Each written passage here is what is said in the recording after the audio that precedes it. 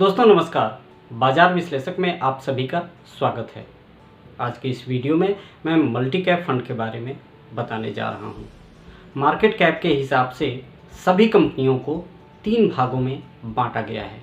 पहला है large cap, दूसरा है मिड कैप और तीसरा है स्मॉल कैप। अब इन तीनों कैटेगरी में से कुछ स्टॉक को सेलेक्ट करके एक नया पोर्टफोलियो क्रिएट कर दिया जाए तो वही मल्टी कैप कहलाता है। यानी कि लार्ज कैप में से कुछ कंपनी को सेलेक्ट करेंगे, मिड कैप में से कुछ कंपनी को सेलेक्ट करेंगे और स्मॉल कैप में से भी कुछ कंपनी को सेलेक्ट करेंगे। अब ये जो नया पोर्टफोलियो बना है इसे ही मल्टी कैप फंड कहते हैं। इसका सीधा अर्थ ये हुआ कि मल्टी कैप फंड में लार्ज कैप, मिड कैप और स्मॉल कैप तीनों तरह के स्टॉक्स शामिल होते हैं और निवेश के लिए ये एक अच्छा कैटेगरी माना जाता है। अब यदि 2 fund manager multi cap fund बनाएंगे तो क्या दोनों सेम होंगे? इसका जवाब है नहीं। हो सकता है कि एक फंड मैनेजर लार्ज कैप ज़्यादा उठा ले और हो सकता है कि दूसरा fund manager mid cap stock अपने पोर्टफोलियो में ज़्यादा उठा ले, इसलिए दोनों सेम नहीं होंगे। दोस्तों इसी परेशानी से बचने के लिए सेबी ने एक रूल बनाया है।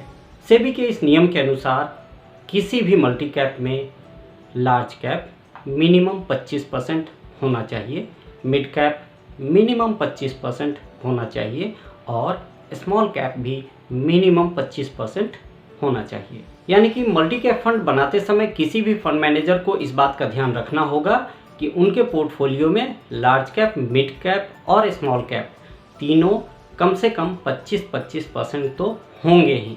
तो तीनों मिलाकर 75% जो होगा सेबी के नियम के अनुसार उनको स्टॉक सेलेक्ट करना होगा। बाकी के 25% फंड मैनेजर अपनी अनुभव के अनुसार लार्ज कैप, मिड कैप या स्मॉल कैप के स्टॉक उठा सकते हैं। दोस्तों अब बात आती है कि मल्टी कैप फंड में कौन कौन से लोग निवेश कर सकते हैं। तो मल्टी कैप फंड में वैसे लोग निवेश कर सकते हैं जिनके पास कम से कम 5 साल का समय हो। न्यू इन्वेस्टर या फिर एग्जिस्टिंग इन्वेस्टर दोनों लोग इस फंड में निवेश कर सकते हैं। निवेश के लिए ये कैटेगरी काफ़ी अच्छा होता है। दोस्तों अब बात कर लेते हैं कि मल्टी कैप फंड में बाजार का जोखिम यानी कि रिस्क कितना रहता है। दोस्तों मल्टी कैप में लार्ज कैप से कुछ ज़्यादा रिस्क होता है, लेकिन मिड और स्मॉल कैप के जो म्यूचुअल फंड होते हैं उनसे रिस्क इसमें कम होता है। दोस्तों बात कर लेते हैं रिटर्न्स की। मल्टी कैप म्यूचुअल फंड से आमतौर पे 12 से 15% तक का ब्याज मिल जाता है। एक्चुअल रिटर्न फंड के परफॉर्मेंस के ऊपर निर्भर करता है, लेकिन यदि आप 5 साल या 10 साल का ट्रैक रिकॉर्ड देखेंगे तो 12 से 15% तक का रिटर्न इस कैटेगरी के फंड से आमतौर पर मिल जाता है। तो दोस्तों चलिए अब जान लेते हैं कुछ मल्टी कैप म्यूचुअल फंड के बारे में जिसमें आप चाहें तो निवेश कर सकते हैं।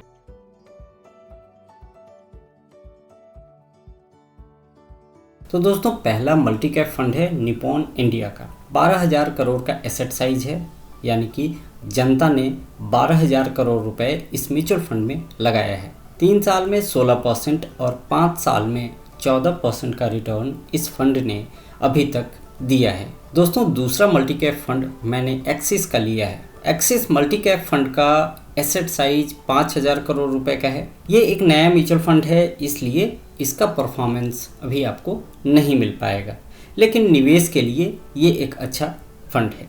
दोस्तों तीसरे नंबर पर SBI का फंड है।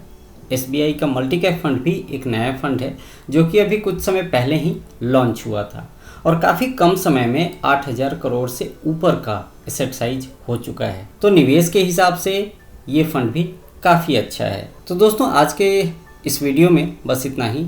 वीडियो अच्छा लगा हो तो लाइक, शेयर और सब्सक्राइब करना बिल्कुल भी मत भूलिएगा। आपसे फिर मुलाकात होगी एक नए वीडियो में। Thank you.